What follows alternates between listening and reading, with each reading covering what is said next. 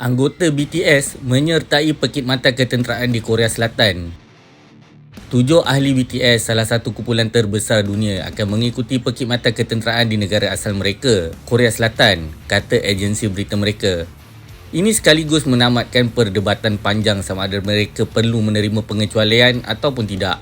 Walaupun ramai peminat sensasi K-pop berharap ahli kumpulan itu akan diberi pertimbangan khusus kerana sumbangan mereka kepada ekonomi Korea Selatan dan prestij antarabangsa.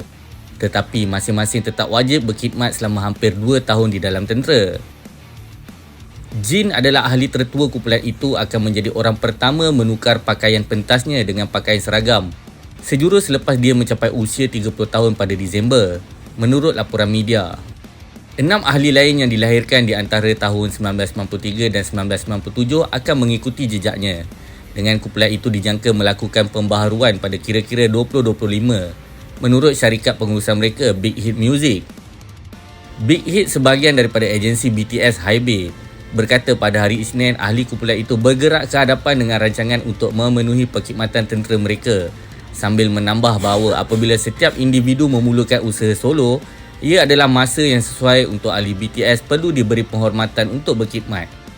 Ahli kumpulan Jin akan memulakan proses itu sebaik saja jadual untuk pelepasan solonya dimuktamadkan pada akhir Oktober, tambahnya di dalam satu kenyataan. Ahli kumpulan lain telah merancang untuk menjalankan perkhidmatan ketenteraan mereka berdasarkan rancangan individu mereka sendiri. Untuk pengetahuan, semua lelaki Korea Selatan yang sihat tubuh badan di bawah umur 30 tahun diwajibkan berkhidmat di dalam tentera selama antara 18 dan 21 bulan. Ianya satu tugas yang bertujuan untuk mengekalkan keupayaan negara untuk bertahan daripada kemungkinan serangan oleh Korea Utara yang secara teknikalnya masih lagi berperang sebenarnya. Beberapa warga Korea Selatan yang terkenal sebelum ini telah menerima pengecualian dan ada yang dibenarkan melakukan perkhidmatan awam alternatif, termasuk salah seorang pemenang pingat sukan Olimpik dan juga sukan Asia serta seorang pemuzik dan seorang penari klasik yang berjaya memenangi hadiah antarabangsa. Mereka termasuklah Seong Jin-cho, pemain piano Korea pertama yang memenangi pertandingan piano Chopin antarabangsa, dan pemain bola sepak Tottenham Son Heung-min, pemenang pingat emas di sukan Asia 2018.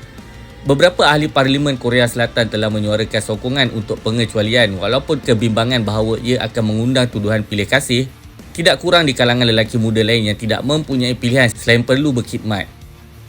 Enggan menamatkan perkhidmatan ketenteraan adalah satu jenayah di Korea Selatan dan boleh membawa kepada pemenjaraan dan memberikan stigma sosial yang tidak baik.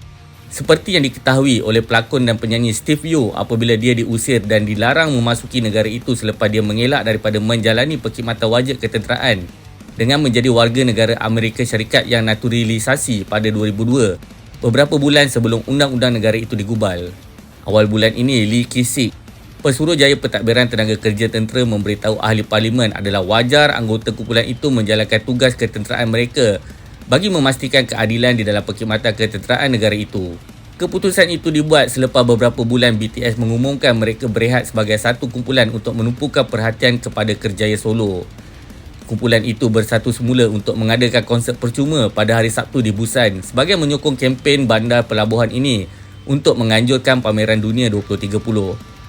Kumpulan yang memenangi anugerah itu telah menjual lebih daripada 30 juta album di seluruh dunia dan meraih 2 pencalonan Grammy di dalam perjalanan mereka untuk mencapai puncak carta tertinggi di Amerika Syarikat dan juga UK.